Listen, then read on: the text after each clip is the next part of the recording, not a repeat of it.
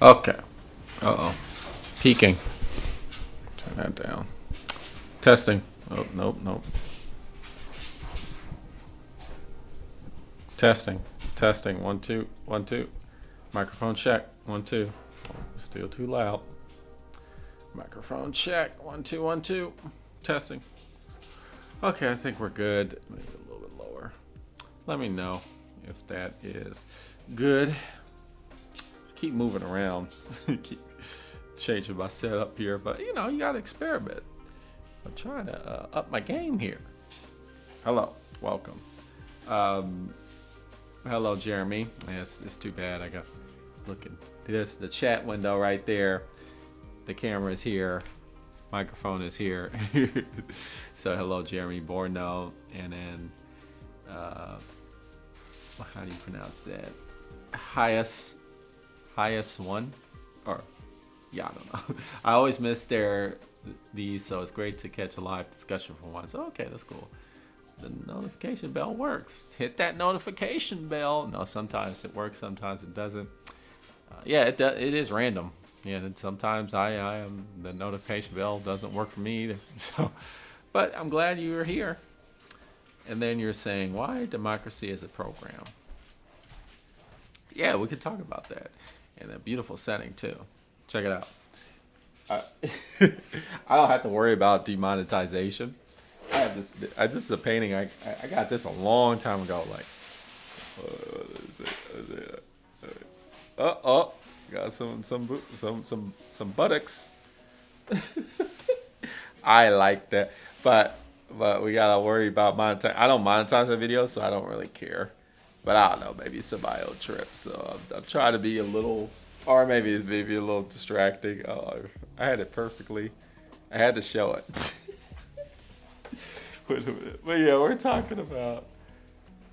Oh, I had like the perfect spot. Now I ruined it. Let me see.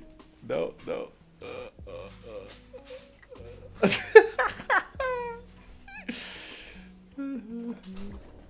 But yeah, we're talking about democracy. So anyway, this is the Black Ponder.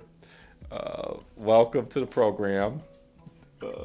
We do philosophy. We talk about philosophy. Yeah. And usually we talk about philosophical texts. But today, but sometimes we do live streams. So most of the time, if in case you're watching for the first time, we do videos on philosophical texts, and that's fun. But sometimes I do the live streams, and those are cool too. And I'm trying to do live streams to up my philosophy game. Okay, that's way. There we go. That'll work. Yeah. I'm trying to because philosophy is not just about lecturing or regurgitating text or even thinking about text on your own. Philosophy is also about talking with people, dialogue, putting your ideas out there, seeing what other people have to say about them, and kind of, doing the whole back and forth. That's a part of philosophy too. And it's philosophy, you can change your ideas. That's a huge thing about philosophy, right? You come up with really strong ideas, then you get some input, and then your ideas might change over time. And that's part of philosophy too. So that's what we do live streams here. And today our live stream is about democracy is a program. And we're gonna just talk about the concept of democracy and political philosophy on that matter. So let's see what we got. And Jeremy Borno says, shouldn't democracy be individualistic by nature? Maybe. I don't know. Yeah. So we could talk about that. Definitely could talk about that. So, yeah. So, I bring up, we'll just go straight to it. And feel free to, if you're watching, comment, about the topic. You don't even have to comment about the topic necessarily. You could just throw out some topics. We can go on tangents. Usually, though, I'm pretty good at rerouting it back to the topic. So feel free to, we're just hanging out. This isn't a lecture. This isn't Obviously, this isn't one of those video essays. Absolutely not. But it's kind of like, just think of it like we're just hanging out. We're buddies. We're at on somebody's porch, chilling, or backyard, or cafe, or whatever, and we're just chilling about. We're just having philosophical discussions. That's how I like to look at them. So feel free to chime in, or if you're watching this later, you can go to the comment section. That's cool too. But yeah, democracy.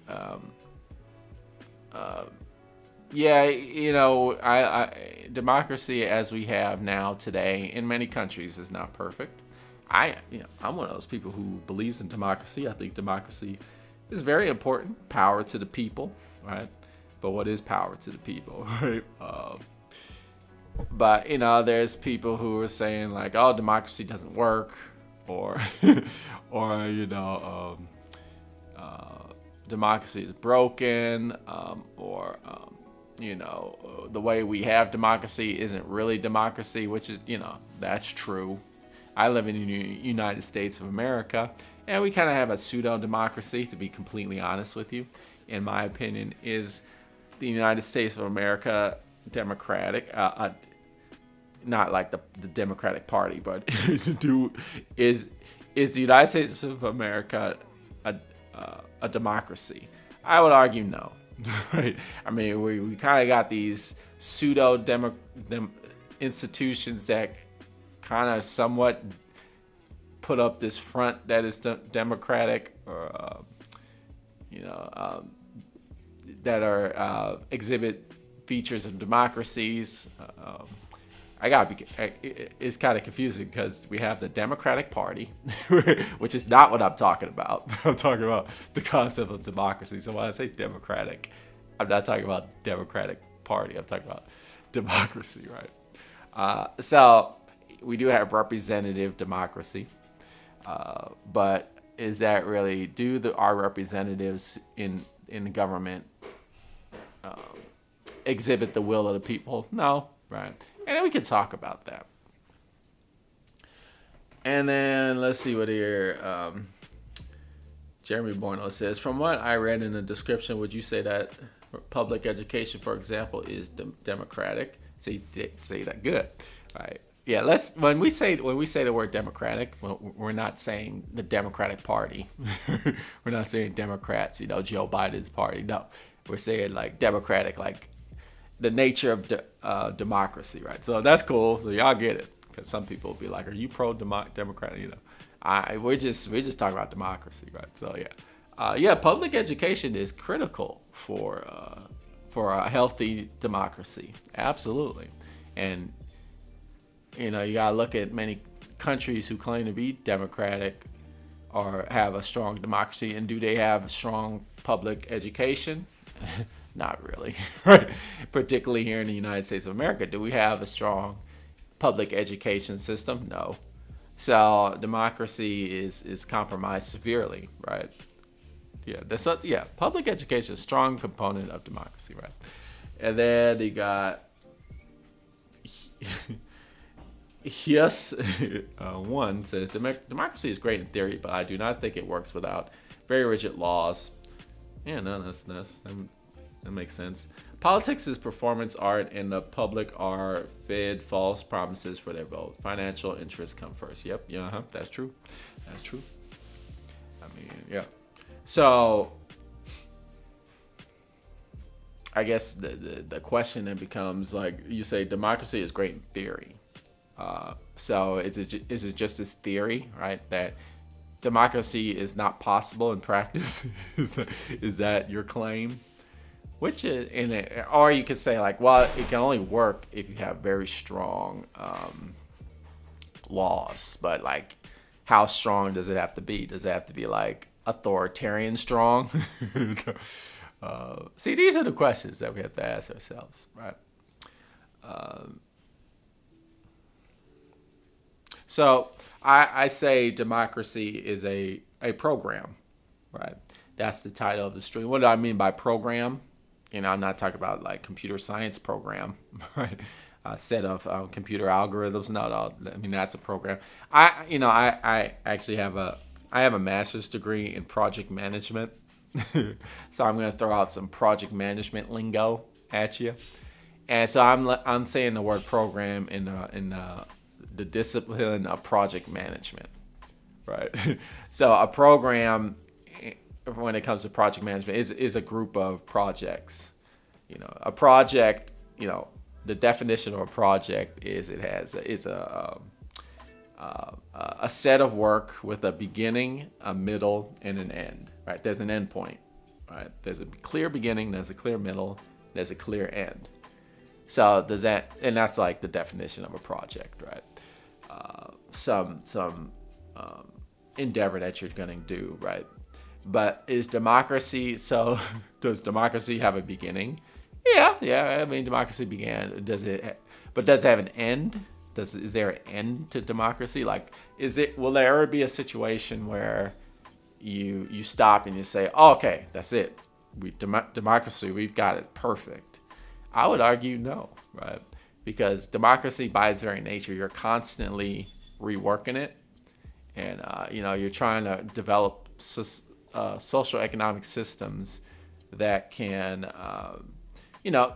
deliver democracy better. And it's like this ongoing thing. Like, I don't think there'll ever be like a point in our society where it's like, yeah, we got it. And so to that end, it's not a project, right? It's not a project. But it could be a program. Program is just a group of projects. So a program is like an endeavor that's where there's projects that you embark on to achieve that endeavor. Right? So you have like the project manager, and then you have the program manager in the field of project management. And the program manager is like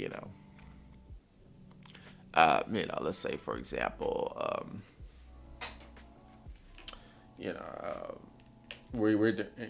don't know, I got this video game system just right here, console, right?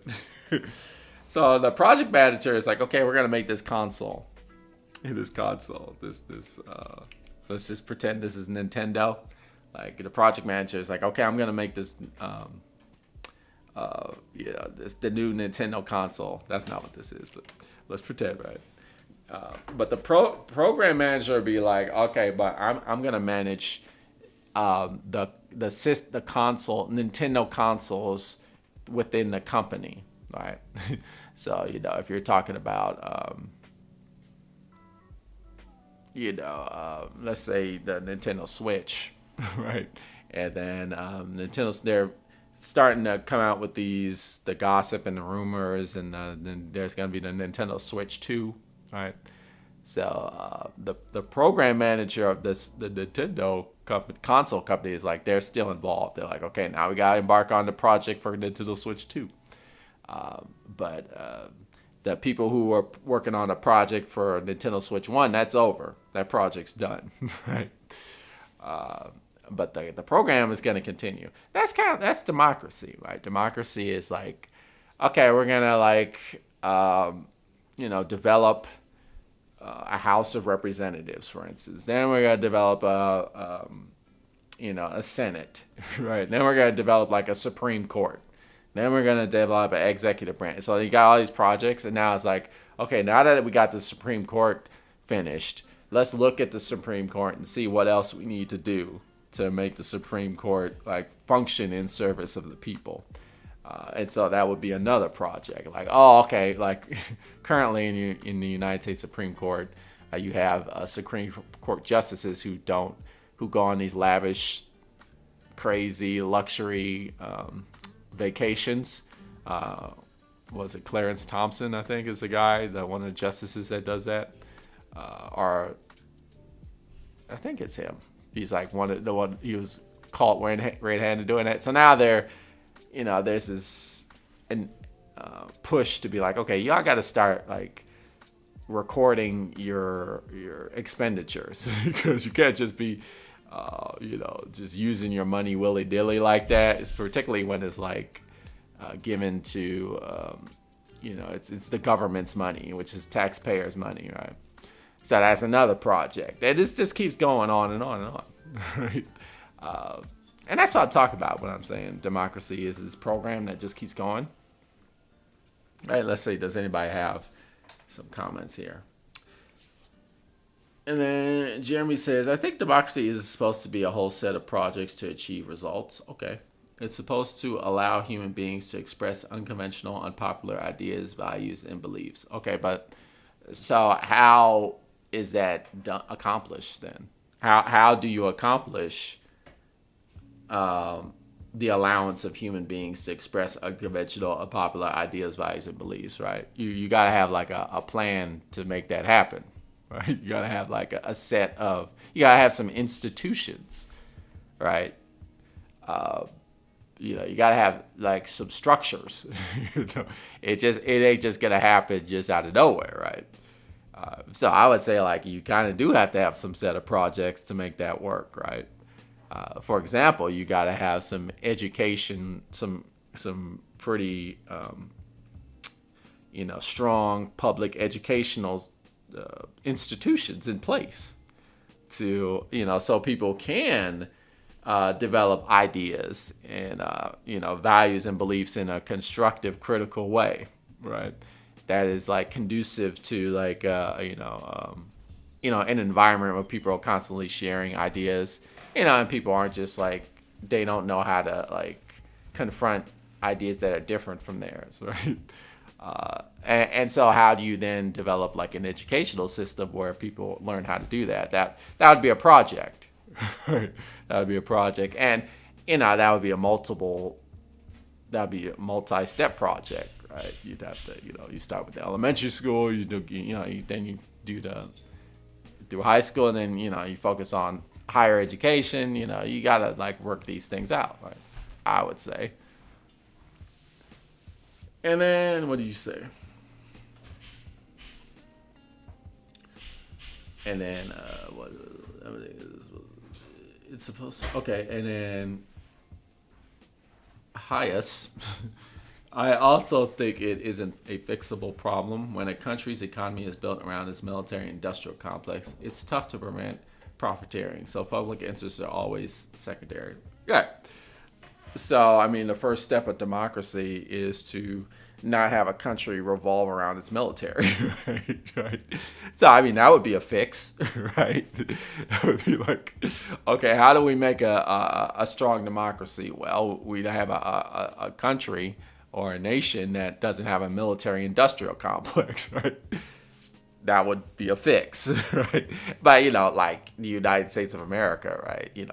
That's not the case, right? United States of America. And we're just using the United States as an example because that's where I live.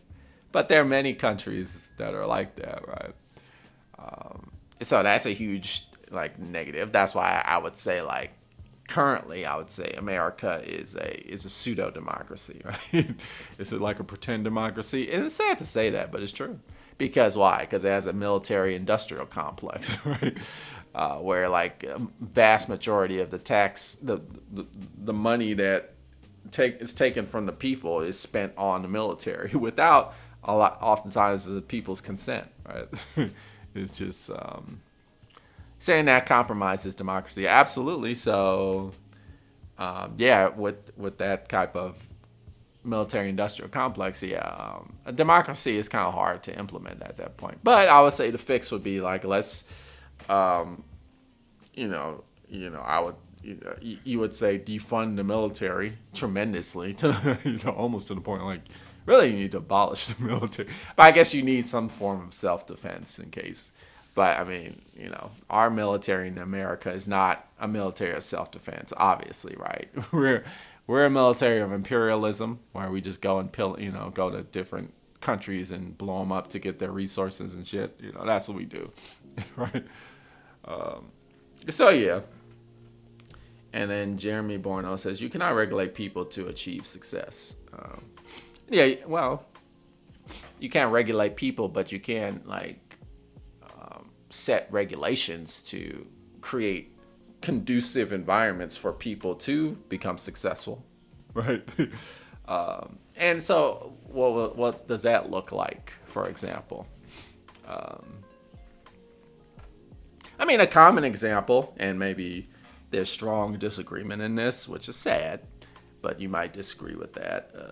You might say like, the whole tax structure is broken, or it's not broken. It's working perfectly as designed, right? But it's designed to favor the rich, right? And so, the poorer people. I mean, the less money you make, the less taxes you pay. And I'm sorry. Let me reverse that. The less money you make, the more taxes you pay. The more money you make, the more taxes you pay, right? And and it comes to a point where you start making extravagant amounts of money, and then there's all these loopholes where you don't have to pay any damn taxes, right? And that could be a regulation. That could be like, maybe if you're like hyper rich, you should, pay, taxes, right? A fair amount of taxes, at least the same ratio as somebody who is like lower middle class, right? Don't you think? And so what happens is like when that's a way for like people who are hyper rich to have more say, to have more power, right? And that compromises democracy, because people who don't make that much money, or who are like lower middle class, don't have a say in like their political power, right? And that would be a regulation, I think, that would be indicative to a more democratic society. Well, don't you think? Or maybe you don't think that. J-Man says, hello, Mr. Trotter and viewers. Hello, J-Man. How's it going? But yeah, it's just, I've talked about this before, and one of the huge problems is our education system. I've definitely talked about that before, and the very fact that you don't kids don't really learn about civics, right? So they don't really know. Most people don't know how their governments function, right? That's absolutely true in my country, the United States of America. Most American citizens do not know how the government functions, and because of that, they're in the dark, right? They don't really know. Most people don't know about like the concept of the separation of power. They don't know like the government is separated into three branches, and they don't know how to be politically active other than voting in a presidential election. They don't know about like, how do you? They don't even, most people don't even like know where to find their local voting booth when they go out to when we have a local like mayoral election, or the municipal elections, right? And I would say like, so some people would be like, yeah, because people are stupid. Like, I wouldn't say that. I would just say like it's on purpose. It's by design, right? The people in power don't share this information, and also voter rights are being suppressed or taken away, particularly here in my state, Tennessee. So it's hard to like know about like how to participate in politics, and it's just hard to know how to do it, right? And it's not, it isn't just like, these people are dumb. And the other thing is like, people are apathetic. I think that is a part of it, but I think more so it's not so much apathetic. I think we live in a society where civic education is not regulated, right? Basically, right? There's another regulations. It's like, civics should be taught. We should really be teaching civics in school, like to an extreme level, but we don't do that. So people don't even know how to like exert their power. And I'm talking about like city hall meetings, or political protests, or developing petitions. Even like proposing laws. Anybody can develop a law and then give it to their local representative to push to their legislation, right? Anybody can do that. It's just who knows how to do that. Most people don't. I mean, these are things we should learn, right? And then Jeremy Bono says, in the USA, and what I do admire is that people shouldn't be easily offended by free speech. Yeah, free speech is important, right? And there's the whole like, debate about like cancel culture, and people are saying like, well, people can't say what they used to say anymore, and it's like, well, yeah, there's a difference between free speech and like speech that like endangers people, right? Yeah, the whole concept of like you can't shout fire in a theater, right? That's a compromisation of is that a word, compromisation? I don't think so. That's a compromise of free speech, but you can't endanger people. So there's nothing is absolute, right? So that's the thing. And then Anarchy Television. Hello. Most people don't know the difference between the United States of America and the United States. I guess I would be one of those people.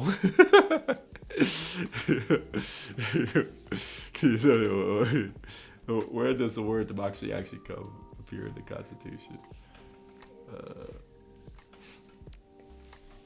Because some people refer to USA, US, United States of America, United States. People say like those are the same things, And now there is a push that when people say like there's this push like you shouldn't say America because that's including like Canada and Mexico and all the Americas. So yeah, that makes sense. That's cool. That's cool. And then Jeremy Bono says, would you say that democracy can suppress minority rights? I don't know about that. Oh, yeah, I did a video about that. All right.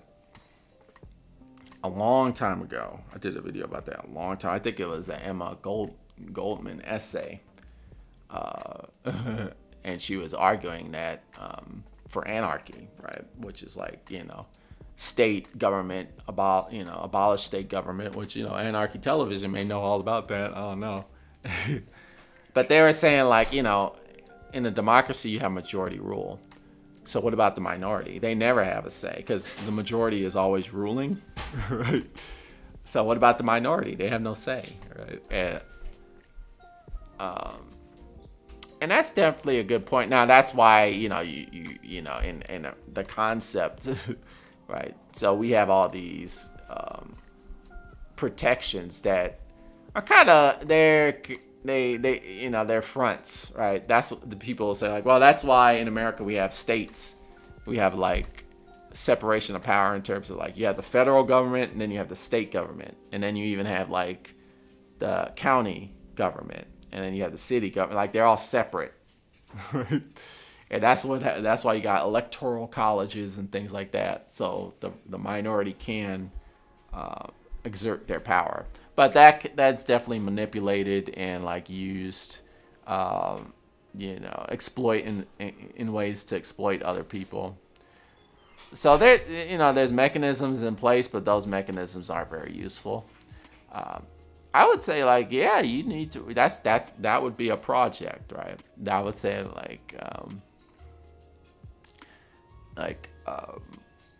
our current democracy in the USA does not allow the minority to express their political will, right? And so that would be a project that we would have to endeavor to take on. we would have to endeavor, right? That would be like a project. I would say like, okay, let's figure this out. Let's figure out a way that people like queer people, for instance, which are a minority group, they don't have a say in many things,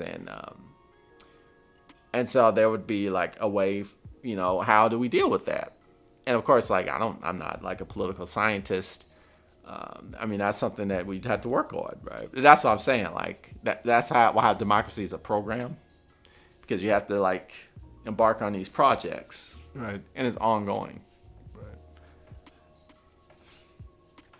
And then where does the word democracy actually appear in the Constitution? I don't even know. I don't know. I'm definitely not, a defender of the Constitution. Put my right hand over my heart. I pledge allegiance to the flag of the United States of America. I stopped doing that a long time ago. Or like, stand up for the song. Oh, say, I'm like Kaepernick. I take a knee. Like one of so I'm not one of those people who have this, this glorified like holier than thou perspective on like the Constitution as some sort of like holy document. The Constitution is the United States Constitution is a incredibly flawed document. Absolutely, it is. I mean, there are some great things about it, but yeah, it's definitely a flawed document, right? And so we need to work on that, right? Maybe. Maybe we could put the word democracy explicitly more in the Constitution. Let's embark on that. We do have a way to amend the Constitution, but that's highly limited, right? But yeah, I'm with you in terms of like, because some people they have this like, this hard on the Constitution, like. The sacred document of our founding fathers is like, nah, that document, it needs some serious work, right? It needs some serious work. Absolutely. And then you say, I belong to the largest minority on planet, the individual. Okay. But like, that's cool. It's cool to have an individual, but you also live in a world where, you got to work with people. You can't just be a one-man show or a one-person show, right? You're just not, it ain't gonna work like that. And that's a huge theme in the Black Ponder. I kind of like push that idea. That's kind of like one of my philosophical, one of the things as a philosopher, I argue that, I even say like, one of the things I'm moving toward, and so I've given presentations about this,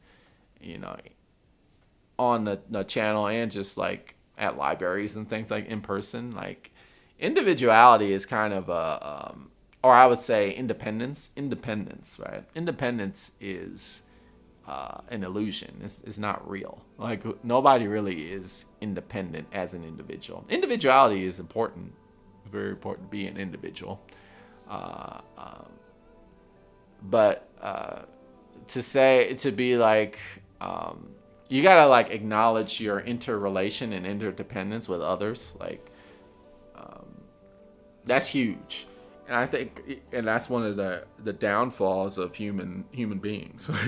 I think literally like, that is like the primary thing that is destroying us as a species, honestly, is that we focus too heavily on like the individual, and we do not like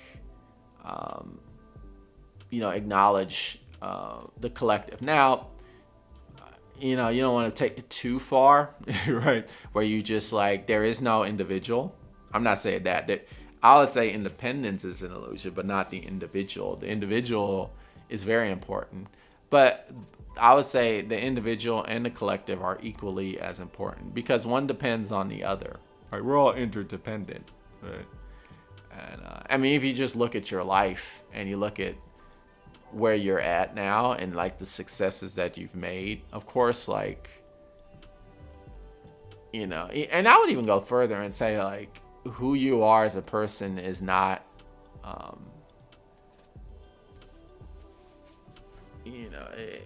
I would go further, not just say that is an independent. You as a person is not an independent developer. It's not even an individualistic. Like, there's other people that contributed to you in your beingness, right? If you look at who you are as a person, you can look at other people and be like, oh yeah, I take this aspect from this person, I take this aspect from this person over here, this group of people influence me in this way, and that's why I am who I am. Of course, like there's some things that you are just because of you, right? That's true. But I don't think there's anybody who can just look at themselves and be like, yeah, I'm this person all by myself. Nobody contributed to this. Right? No, we're radically interdependent and interrelated with each other, right? And that's important. And so that pushes the democracy angle, and it makes the minority the majority, right? It's like kind of this whole majority minority dialectic, which we can continue to go into. And then Jeremy says, then logically speaking, the USA of the pre-civil rights days might have been democratic. What does that mean?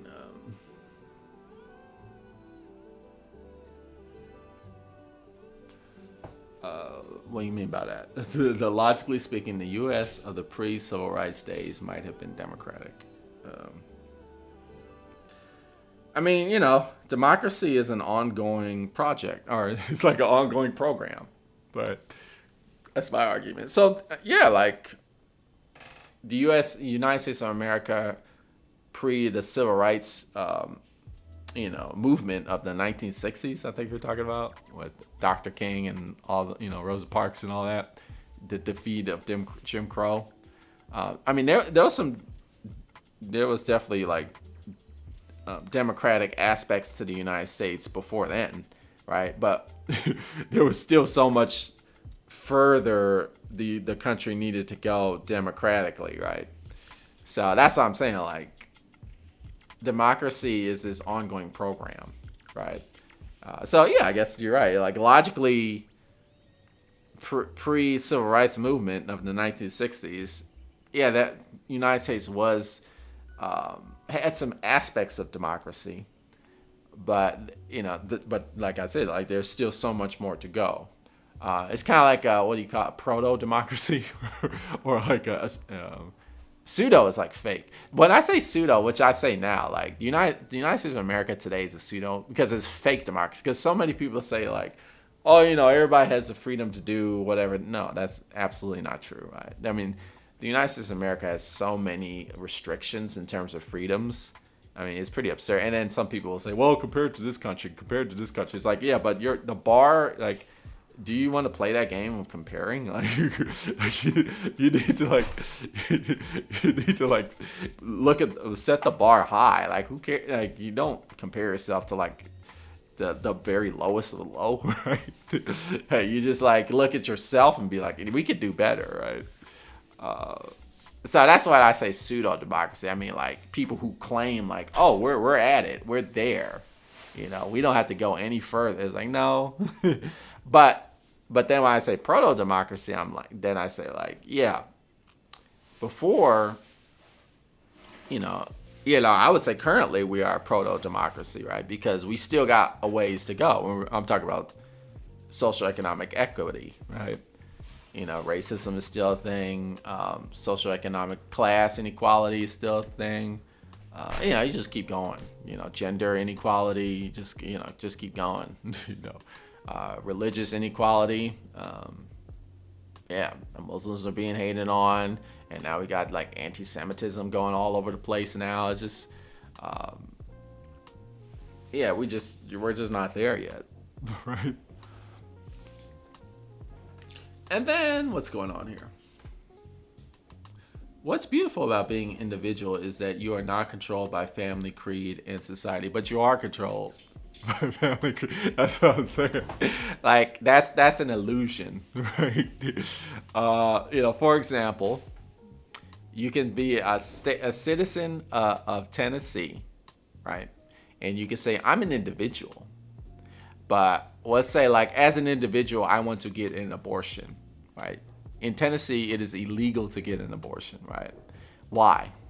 Why is it illegal in Tennessee to get an abortion? Because these fundamentalist Christian people who push this Christian fundamentalist radical idea of God thinks that abortion is murder, and so even if you're an atheist, like you have to fall in line with the laws of this creed, this like fundamentalist Christian interpretation of which is I'm just using the word. What I don't know if the fundamentalist is the correct word, or it's a certain interpretation of Christianity. That creed, you have to like fall in line with it. It doesn't matter how individualistic you is. Now you could move to another state and try and do that, but not a lot of people can't do that because they don't have the money and resources to do that, right?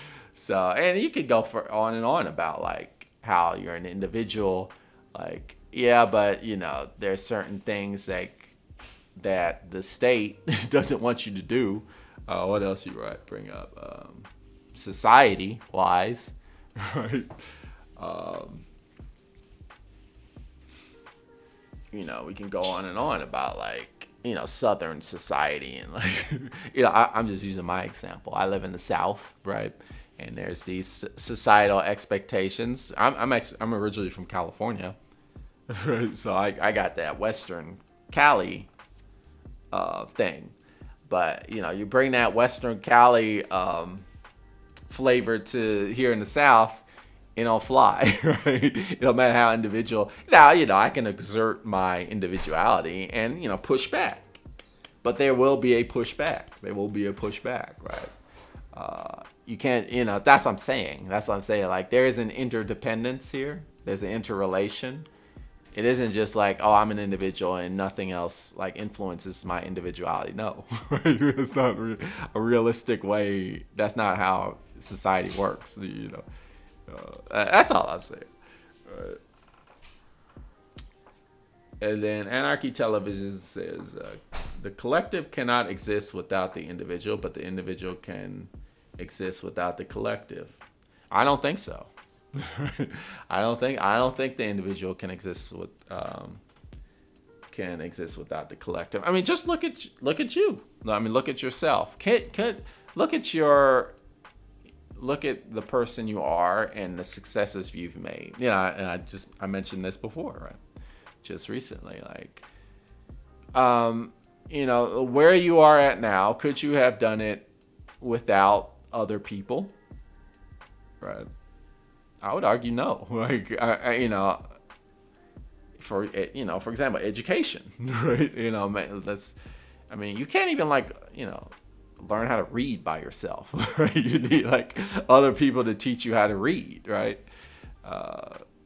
And so on and so forth. Even when you're like a child, when you're a baby and you're born, like you're completely like vulnerable and like reliant on other people, whether that be your parents or whoever, right? Even like a hospital, right? Or maybe you didn't do the hospital, and maybe you did like the what they call those peoples, the doula. No, not the doulas. The natural births. I forgot what they call those people that come to your home and help you through that. And but even they helped you out, right? When you were a baby, right? Particularly when you're a baby, you need a collective, right? It takes a village to raise a child, which is what that old African proverb is true. It's true. I would say, I mean, just please give me, share an example in the chat of like an example where like you've done it on your own with nobody. Right? I would probably argue and say like that you can't give me a single example. But I don't know, maybe that's me. And that's not to delegitimize your individuality, because your individuality is very important, right? But is the collective definitely contributed to your individuality for sure. And then Jeremy Borno says, I'm sure in individualism you learn and copy ideas and styles as you see fit. Yeah, even if you got mentors, right, who you're like, I want to be like that person. I know somebody who plays the guitar, and the reason why they started playing because they saw Taylor Swift. They're like, "Oh, I want to play like Taylor Swift," and Taylor Swift isn't even that good of a guitar player. But you know, that's like most like famous guitar players are not like virtuosos, right? They just know some chords and they just lay it down, and it's like, and the person that I know who's I mean, they're really good. They're really good. But they are motivated by Taylor Swift. If it wasn't for Taylor Swift, they would not have picked up a guitar and started playing. Right? So that's a collective, right? The Swifties, right? That's a collective. That's what I'm talking about. Right? And then there's a difference. There's a difference being freedom to and freedom from, though. The latter makes more sense in identifying barriers. There's a difference. There's a difference being freedom to and freedom from. What do you mean? Oh, freedom to do something as opposed to freedom from doing something. Okay. The latter makes more sense in identifying barriers. Freedom from, like, freedom from hurting somebody, you mean? Like, there's a difference between like I see what you're saying. And you need barriers. Like, there needs to be limits to anything, right? You know, for example, I everybody should have the freedom to be who they want to be, right? But what if who you want to be hurts somebody else, right? Like, I want to be a white supremacist, right? So your freedom to do that hurts people who are not white. So therefore, we're gonna take that away from you. Like, no, you can't do that because you're infringing on other people's right to be, right? So, but you know, that's like a simple kind of like limitation. Like, it's not. I don't know. I think, you know, and it's some people like to get caught up in those kinds of like philosophical like wormholes or rabbit holes. I don't like kind of doing that. It's like, dude, like, why do you want to be a white supremacist? Is it something like something's wrong? Like, there's a trauma that happened to you, or like you need to like work on yourself. You know, because some things, you know, some goals are like not healthy. Right? Some ways of being are not like healthy, right? So I don't know. And then it just doesn't make sense to mix prejudice and democracy together. Yeah, that's true. That's true. And then Anarchy Television says, that's a false argument. I have relied on individuals, but I have never relied on a collective.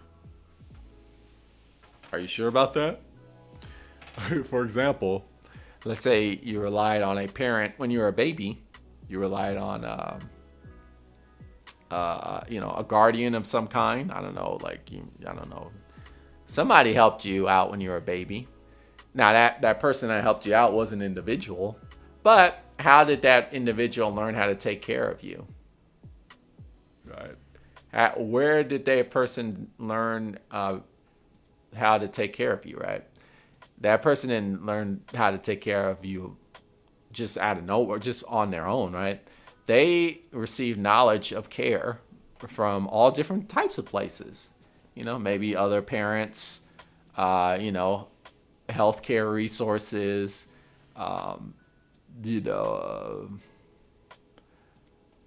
best practices. They might have went to a clinic, or just like general knowledge of parenting, which is like, this reservoir of knowledge from a collective, right? Knowledge is gathered via a collective, right? Knowledge in and of itself is like, wisdom is like, it's gathered collectively. I mean, that's kind of what wisdom is collective knowledge, right? It's like, tired and true knowledge. Like, okay, this person did this. Okay, it didn't work out. We're going to remember that. We're going to like record it. And it's like, now like the things that we know are we know them from a collective that have gathered them. Best practices and things like that. I don't know. That's what I would say.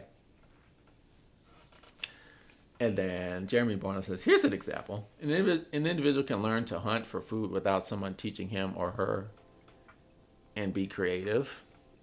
Some people can, some people can't. Some people can. And, most people who hunt, like, they're taught. They don't learn on their own. I mean, I guess, I'm sure, like, there's some people that do. But most people who, like, learn how to hunt, somebody is teaching them how to hunt, right? Like, usually somebody's not just going out in nature by themselves and, like, with a gun or whatever weapon and just, like, I'm just going to figure this out, right? No, usually they're with a group of people or they're with those small, maybe it's a mom, a mom or pop, it might be a parent with a kid teaching them how to do it, or it might be a family affair. It might be a group of buddies like, okay, I'm going to show you the ropes. This is how we do it. They might even have a doggy with them, like chases, if they're bird hunting or something. Hunting for the most part is done collectively, right?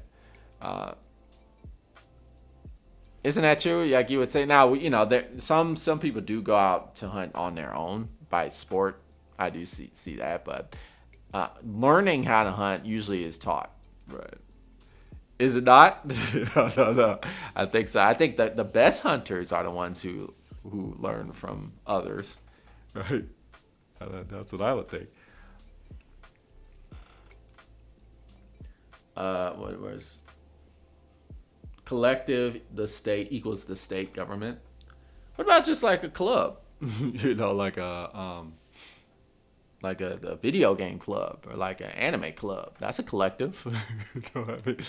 What about the subscribers of my YouTube channel? That's a collective. That's the subscribers of my YouTube channel are not a state, right? What about a family? Is a family a state? Some families do operate as a state. That's true. But, my family doesn't. We don't operate as a state. We're a collective. Yeah.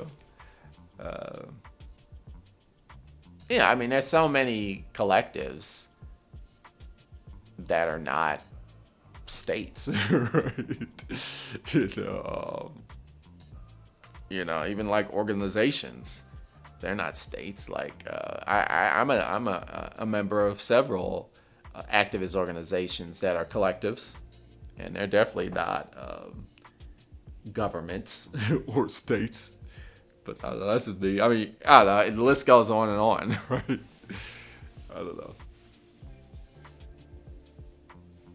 White supremacy or hurting people has nothing to do with freedom, right? That's true, but that's not what a lot of people argue, particularly here in the United States of America, right? When people say, like, for example, the state of Mississippi used to have the Confederate flag in the state flag, and people are like, we got to get rid of that. That's just like a white supremacist symbol. And people would argue like, oh, you're taking away my freedom to express my freedom of expression because I can use any symbol. You're not allowing me to like express symbolism, or you're not allowing me to like study history, things like that. Or when people were, particularly here in the South, where we had all these statues of Confederate soldiers or Confederate, Army officers, and people were like, we gotta get rid of these statues of these like Confederate like Army soldiers, right? Because they're traitors. They're literally like, first of all, they're like they were traitors of the United States of America, so it doesn't make sense on that part. But also, they are white supremacists. Like they fought to uphold slavery, right? So we got to get rid of them, right? But then people are like, oh, that takes away our freedom of like history. Like it takes away my freedom to like honor the people that I want to honor, right? So I don't know. And then it goes on and on and on, right? With the whole like freedom angle of like white, a lot of people who are white supremacists will definitely argue like, attacks against white supremacy is an infringement on their freedom, right? Which is definitely like, I'm with you. Has nothing to do with freedom, but you do have to get into that dialogue with people, right? It's definitely true. murder is wrong, but when does it become okay? When it becomes legal or done by government? Right. That's true. Like capital punishment. Like, oh, murder is wrong except when the government does it, right? And I'm with you there. It's like because it's still wrong, and also like, I mean, you can just go and explore like capital punishment, or not even capital punishment, maybe just like when police just kill unarmed black people, right? That's the government, that's the state killing, murdering people, but that's okay. That's okay. Well, a license to kill, right? So yeah, no, that's definitely true. That's what I'm saying. Like, we live in a pseudo democracy. That's what I'm saying. Like, that's my whole point. That's what I'm saying. Like, democracy is a program. We're not there yet, right? We still got a long ways to go. But lots of people live in this delusion. It's like, yeah, we live in a democracy, and the United States of America enables all of these freedoms, and we do have some freedoms. That's true. I'm not gonna say we don't, because, for example, I can go on this video and call America a pseudo democracy, and I'm not worried about like a big brother coming in and arresting me. Like, if I was in China or like Russia, I can do this, right? I could, so I mean, that's true. We do have some freedoms in America, but that's a low ass bar. That's what I'm saying. That's a low bar. Can we like raise it up a little higher? That's all I'm saying. Like, can we like not compare ourselves to the lowest of the low? In terms of like freedoms, civil freedoms, right? That's all I'm saying. Okay, and then you say, Jeremy Borno says, how can democracy flourish when there are major collective of people limiting freedoms and rights? That's where philosophy comes in, bro. That's what I'm saying. That's my whole point. That's the whole point of this channel, man. Philosophy is an underutilized tool that people are just not willing to use. And, that's by design, because again, public education is horrible. We need to be teaching philosophy in school, right? And so, like, how can democracy flourish when the major? So you gotta like, we gotta talk about the nature of philosophy, the nature of democracy. Let's talk about it. Like, what does democracy mean philosophically, and what really are rights, and what is freedom, right? And what's the difference between absolute freedom and like, freedom for all people, right? These are conversations that we need to have. That the problem is, like, how can democracy flourish? We need to start talking more about democracy and stop arguing with each other and like getting into these like echo chambers, and and getting into these tribes and these camps and refusing to acknowledge the other. And we also got to acknowledge the interdependence of each other. That's the other thing, right? But these are all philosophical points of view, philosophical discussions, right? We need to have more conversations like this that involve more people. That's how you do it, right? But people don't want to even go there. And so we're in this realm of people who think like, oh, we do live in a democracy. Really? I mean, let's talk about that. No, I don't want to talk about that. I just want to play my, I want to play my Nintendo Switch. You know what I'm saying? I just want to play my Super Mario Brothers Wonder. Can I just play my Super Mario Brothers Wonder? Could I just read my Harry Potter? That's all I want to do. And it's like, well, that's fine. You can do all that, but you continue living in your pseudo democracy. That's all. And I raised that up because I play the games. I play video games. Like, I'm not against it. I love I love entertainment. And I love leisure. But at some point, you gotta be like, all right, let's get down. Like, let's really talk about this, right? Because we're in a bad situation. But we live in a society where it's not conducive to talk about these kinds of things, and it's not like encouraged, and people don't even know how to have critical discussions about ideas that they don't disagree with or that they don't even understand. And that's the problem. And then Anarchy Televis says, I know that the Democratic and Republicans are wings of the same bird of prey, but which do you think is more in line and in tune with the Constitution? Oh, neither are.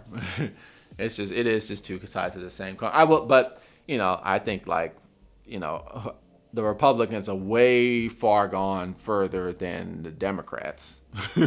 I will say that. For the most part, I will vote for a Democrat over a Republican because but I'm not saying Democrats are like they're so like in the pockets of corporations, and that's really where they're at.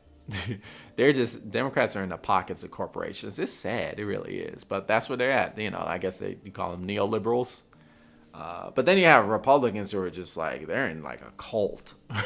They're just like so far down, like it's become like a religion to them. See, Democrats is more like they're like the heartless business people, which you can kind of work with that. It's rough, it's rough because all they see is money, right? There's very little morality there either.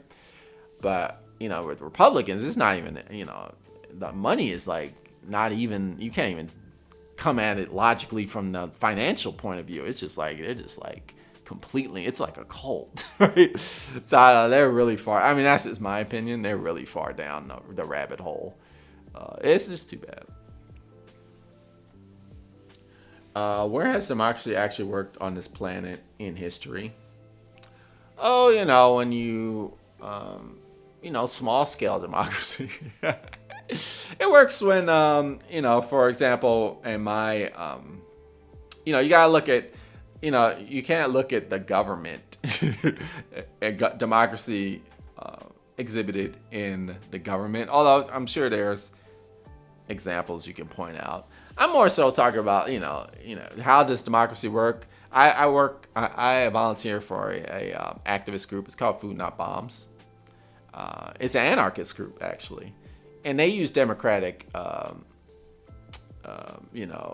democratic methods of decision making,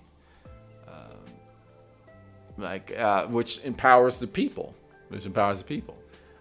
We make decisions based off a consensus, which is a democratic process, as opposed to let's say like a Marxist-Leninist, for instance. They don't believe Marxist-Leninists don't. They're not into consensus. They're into like a vanguard who like a group of people, a designated group of people that makes the decisions, and like they make the decisions. And democracy is like not a thing with them. So I mean that's how they roll. And so I interact with a lot of Marxist-Leninist groups, and they don't jive with democracy, right? But my group, the one I'm a part of, Food Not Bombs, we consider everybody's points of view. Every single member has an equal say, and we work it out. We're like, okay, well then, how do you move forward if everybody has a say? We talk it out. And it might be challenging, it might be hard, it might be like. But you treat every person as a human. You treat everybody as valuable, and what happens is people will start to compromise. They'll be like, oh, you know what? You respected my opinion. We can compromise. We can come to a consensus, right? And that's a democratic process, I would say. And we make decisions like that all the time that are healthy.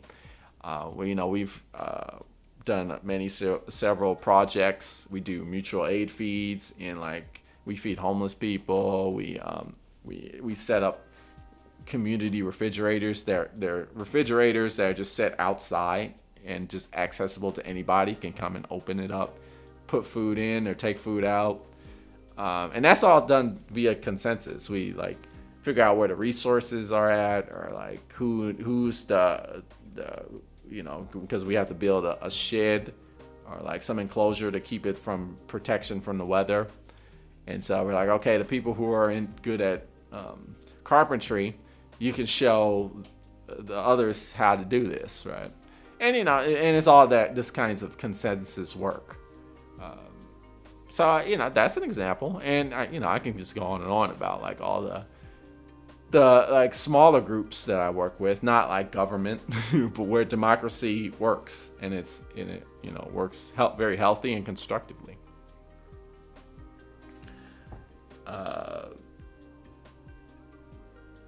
And Jeremy Barno says, what I will say that is problematic about the United States is that nationalism is expressed, and it's ironic because nationalism is proven to suppress individual rights. Yeah, but isn't that like the whole shtick of America, United States? United States is all about the suppression of individual rights. We say we're not about that. We say that, but if you look at the history of the United States, that's kind of like what we do. Whether it's like the rights of black people, people of color, queer people, women, right? It just keeps going down. Indigenous people, you just keep going down the poor people, right? So, like, it's ironic, but it's not. I guess it's ironic because we, like I say, we're a pseudo-democracy. We claim, like, individual, we celebrate the right to liberty, prosperity, and the American way. What is it? Superman is the American way, liberty, the truth, justice, right? But that's all like a fairy tale. It is sad to say that. It's like I'm not happy to say that, but I'm just speaking reality. So, nationalism is definitely like a thing in the United States. Absolutely, it is. And it's been a thing in the United States for probably as long as the United States has been in existence. And so, I don't know. It's not new. Or it's not like a profound revelation to me, but that's just me. Anarchy Television says, Ponder, have you ever lived in a true democratic country? No. Have you? I'm just not. That's not ironic. Have you? Because if you have, I'd be interested to hear. And that's my whole point. That's my whole point. Like, Is there a true democratic country on Earth? No, right? You're either like there, but there's like proto democracies, like they're kind of getting there, but they're not there yet, or they're like pseudo democracies, countries that claim they're democratic, but they're really not, right? And that's why I say democracy is a program, right? It's ongoing, right? So no, like, but that's my point. Like, have I lived in a true democratic country? No. Is there a true democratic country in existence today on the planet Earth? No. Right. But this is something that we can work toward, right? But how do we work toward it? We gotta start working toward it. Right? We can't live in this illusion that we live, the American delusion of I live in a country that's democracy is full frontal and everybody has the right to do everything. And no, right. At the same time, I also don't think that democracy is a thing that doesn't exist, or I believe democracy is a thing. I just think democracy is hard ass work. And you can't be lazy about it, right? You actually have to put in a huge amount of effort to make it happen, right? And a lot of us are not doing that, but that's not our fault. It's because we live in a society where we're not conditioned or allowed to do that, right? And that's by design, because that enables the people in power to stay in power, right? But we got to push back. We got no, people in power, you can't, you're not going to do this anymore. We're actually going to live in a democratic society. and we're just not gonna take this shit anymore, right? Right? We have to be that person, those people, those individuals that do that. Be like, no, you know what? I'm tired of this pseudo democracy crap. I want actual democracy, right? So that's what I want to say. Okay, well, yeah. So that was basically my conclusion. I feel like, how do we get there? Like what was mentioned before, public education, definitely a huge part. The problem is the state has control of education, and they're just dumbing people down by design to keep them, a less educated populace is a less powerful populace.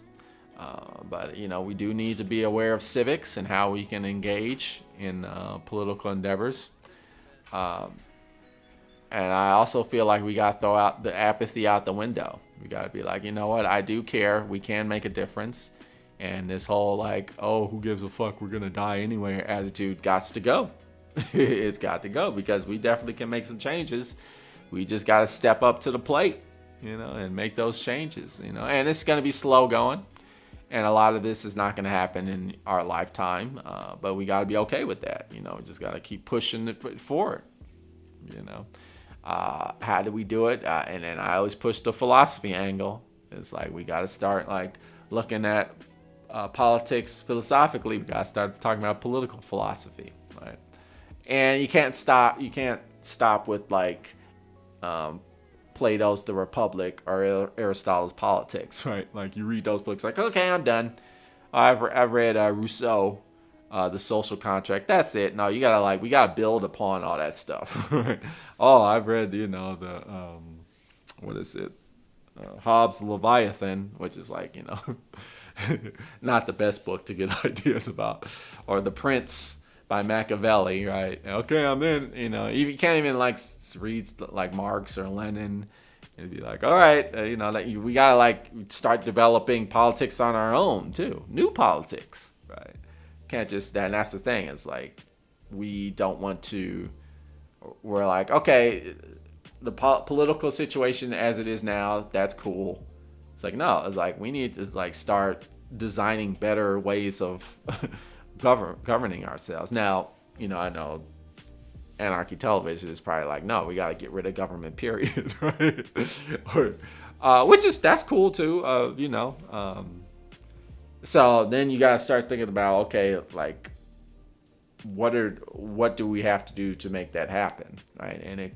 And I would say we need to start abandoning the ideas of like, well, I can only do. What can I do? You can do a lot, right? You can do a lot. Like, well, you can't change the world as an individual, but you can contribute individually to in the process of how the world changes. Like the world is changing all the time, right? You could be that individual that contributes to that change, because you can't change it all by yourself, right? So, it's just many things to think about here. Many things to think about. And then democracy is a slippery slope to socialism, and then a slippery slope to communism. It is. And democracy is also a slippery slope to, like, authoritarianism. It is a slippery slope to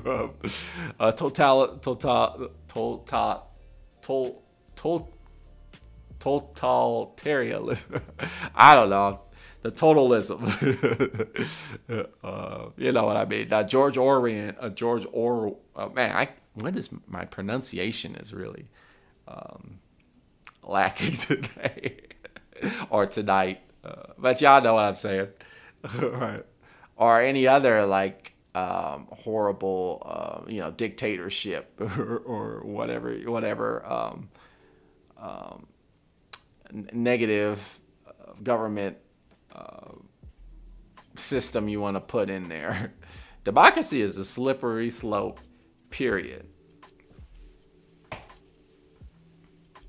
Totalitarianism, aha. Said it. And so, like, yeah, it's a slippery slope, and we got to be on it. We gotta be on it. You know, democracy is currently an experiment, and the results are not in. Right? You gotta work on that experiment. Gotta keep working on it. It's slippery slope. Absolutely, it is. For next live, can you talk at at length? Is that what you're saying? I hate. Sorry, there's this icon that blocks. So let me. There's like a little heart symbol that's blocking your message, and I don't know how to get rid of that. So okay, I'm just gonna copy and paste. Oh, I see. I did that, and then color. Okay, black. All right. For next live, can you talk about heaven and hell as a choice? Oh yeah, I guess I could do that. I have a video about that, I think. Oh no, do I have a video about that? I think I might.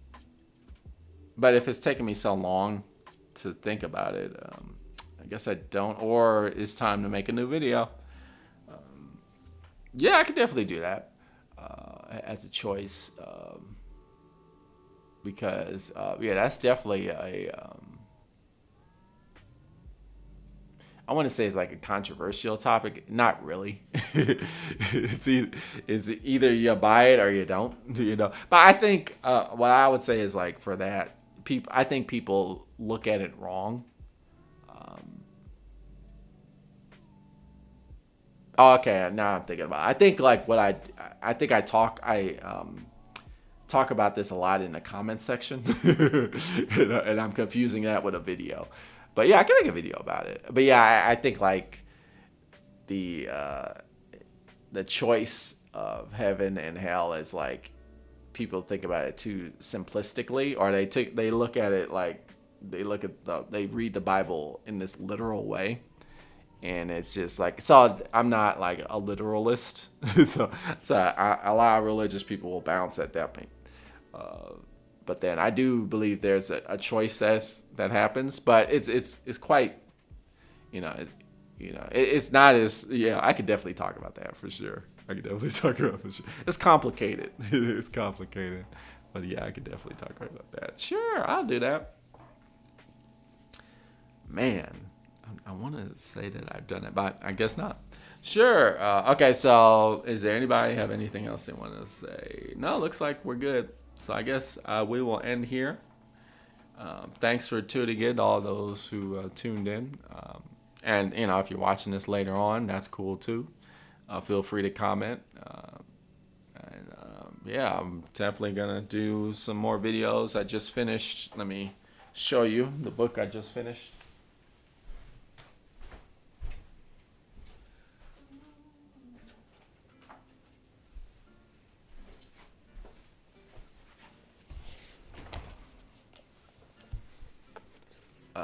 Aristotle's.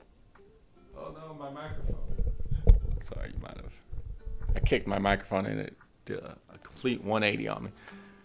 Aristotle's The Art of Rhetoric. So I'm gonna do a video about this. That's probably next week sometime. So that'd be cool.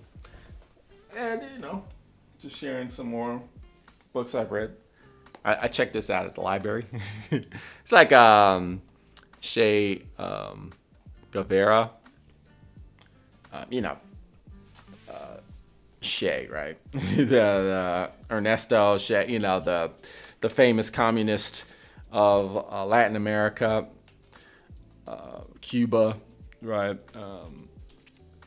I am part of. I work with this Marxist-Leninist group. Yeah, I think that's what they are. And they have a lot of respect for him. So I was like, let me read about him a little bit more than I know. This is literally his like memoir.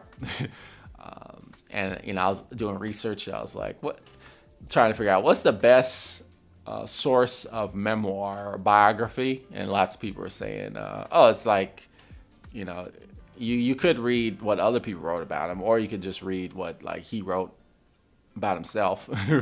And that's what this is. So that's cool. I've been reading that. And learning more about like communism and some healthy implementations of communism and how that happened and all that. So that's cool. And so that's going to be something I'll be talking about on the channel too. But until then, peace out. One of these days I'm going to get like a quality tripod. But until then, peace out. Thanks for watching. See you next time. This is the Black Ponder. Tune in next time for more philosophical